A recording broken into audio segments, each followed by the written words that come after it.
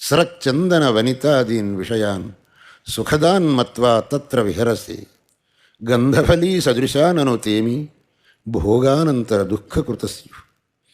ఈ జీవుడు ఈ లోకంలో ఈ లౌకికమైనటువంటి విషయములను చూచి వాట్లయందే మనస్సును పెట్టుకొని కూర్చున్నాడు.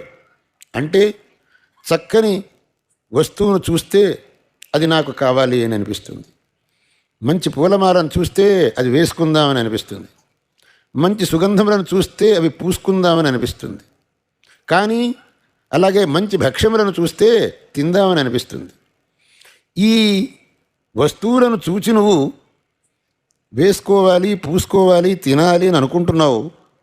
వీటి నుంచి చివరికి నీకు దుఃఖమే రా బాబు, సుఖం అనేది లేదు. పూలమారం చూసి వేసుకుందాం అనుకున్నాడు, వేసుకున్నాడు.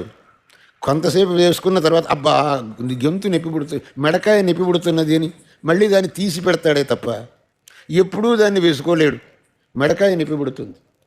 అలాగే సుగంధములను పూసుకుంటున్నాడు, ఎంతసేపు పూసుకుంటాడు, ఆ పూసుకోవటం ఎక్కువైపోతే అబ్బో నాకు చాలా ఇబ్బందిగా ఉంది అని అంటాడు.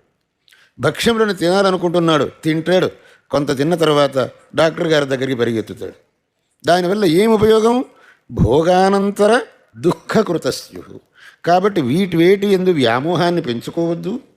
భజ భజ లక్ష్మీ నరసింహ నఘ పదసరసిజ మకరందం. ఆ లక్ష్మీ నరసింహుని యొక్క పాదారవింద మకరందాన్ని సేవించు అని మనస్సును సంబోధించి ఆ లక్ష్మీ నృసింహుణ్ణి స్తోత్రం చేసే వ్యాజంతో అనేకమైనటువంటి సద్విషయాల్ని భగవత్పాదుల వారు మనకు బోధించారు. అలాగే ఆ నృసింహుణ్ణి కరావలంబన స్తోత్రం చేస్తూ అంధస్యమే హృత వివేక మహాధనస్య చోరై మహాబలిభి ఇంద్రియనామధేయై మోహాంధకార కుహరే వినిపాతితస్య లక్ష్మీ నృసింహ మమ దేహి కరావలంబం అని అన్నారు. మన యొక్క పరిస్థితి ఎలా ఉంది అని అంటే మన పరిస్థితి ఆయన వర్ణించారు.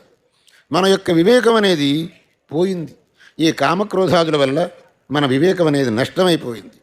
ఈ ఇంద్రియములు అనేటటువంటివి మనల్ని బలాత్కారంగా విషయముల వైపు ఈడుస్తున్నాయి. ఎలాగైతే దొంగలు మన యొక్క పదార్థములను దొంగిలించడం కోసం మనల్ని ఎక్కడో గోతులో నెట్టేస్తారో అలాగే ఈ ఇంద్రియములనేటటువంటి దొంగలు మనల్ని విషయములనే గోతులో నెట్టేసి మన యొక్క వివేకాన్ని కప్పిపుచ్చి మనల్ని అత్యంత దారుణమైనటువంటి పరిస్థితికి తీసుకొచ్చింది. ఈ పరిస్థితి నుంచి నన్ను తప్పించటానికి హే భగవంతా నృసింహ నీవే శక్తుడవు, నీవే నన్ను ఈ పరిస్థితి నుంచి తప్పించి నన్ను రక్షించు. ఈ విధంగా అనేక విధములుగా భగవత్పాదుల వారు